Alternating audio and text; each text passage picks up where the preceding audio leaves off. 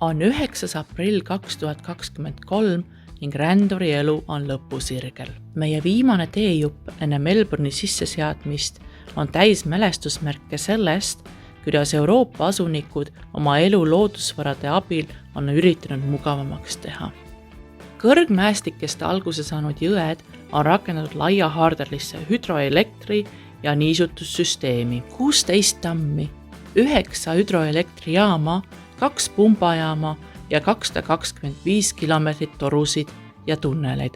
Rajati ajavahemikul 1949–74 32 riigist pärit võõrtöölise abil. Ainult 2% konstruktsioonist on näha maa pinnal. Mita on vana kullakaevandusasula. 19. sajandi lõpus kasutati siin kullakaevandusest survepesu meetodit. Survepesu veega lõhutakse kaevandatud materjal ning raskemad osad nagu kuld langevad vee põhja, kus nad siis hiljem eraldatakse.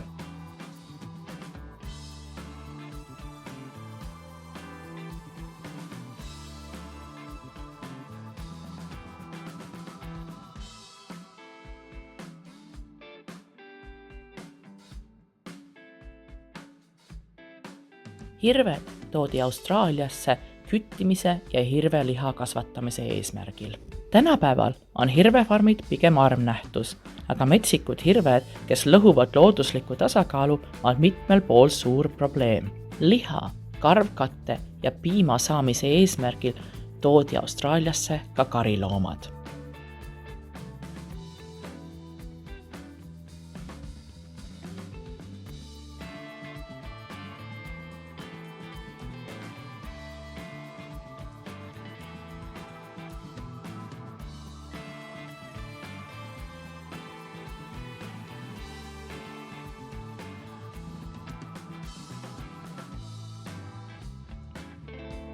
Oleme hetkeks jõudnud rannikule, kust valime järgmise tee kõrgmaastiku uurimiseks. Ka siin on kõik telkimiskohad seotud kaevandus- ja puidutööstusajalooga.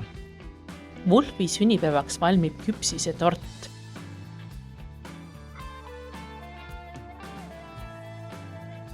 Pubi ja 2 telkimiskohta Thompsoni jõe ääres on ainukesed jäänukid kunagisest Coopers Creeki kaevandusasulast. Kulda siit väga palju ei leitud. Coopers Creek oli peamiselt vasekaevandus ning 20. sajandil, kui vasehinnad langesid, kaevandati siin peamiselt luppia. Vasekaevandusoperatsioonide tagamiseks rajuti maha ümbruskonna puud. 1930-ndateks oli olukord nii nutune, et puude saamiseks tuli ümbruskonna orgudesse suunduda. Sõidame Latrobi jõe ülemjooksule, kus 20. sajandi alguses käis agar puude langetamine. Et puit ja kohalik talutoodang rannikule jõuaks, ühendati ala raudteevõrgustikku. 1919. aastal avatud Nuutsi sild on viimane arvukatest puusõrestik sildadest, mis toestasid kunagist mägiraudteed. Starling's Gap on endise saeveski asukoht. Saeveskid töötasid aurukatlate energial.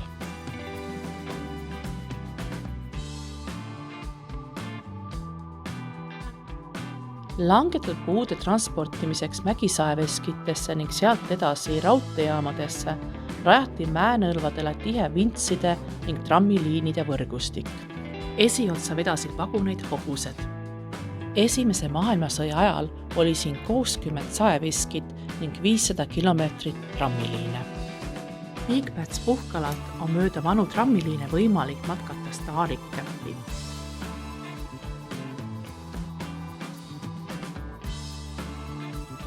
Mägimaantee avamisega hüljati trammi- ja rongivõrgustik. Mägiasulates on tunda Euroopa pärast sügist. Ilmateade lubab 16. aprilliks vihma ning otsustame sõita mägedest sisemaa poole tasandikule. Major Creek Reserve on lageala Holborni lisajõe ääres, mis aga hetkel on üsna porine.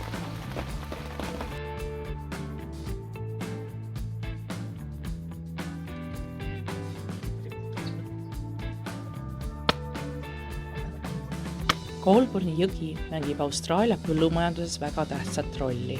Et Kolboni jõe abil kasvat vee ja energianõudlust täiendada, rajati kunagise veehoidla asemel 1951. aastal suur Ildoni veehoidla. Rubiconi oru moodustavad Royston ja Rubiconi jõed, mis voolavad Ildoni tammi. 20. sajandi alguses käis ka Rubiconi orus agarpuura aitamine. Aga 1920. aastatel loodi siia esimene riiklik maismaal asuv hüdroelektri skeem.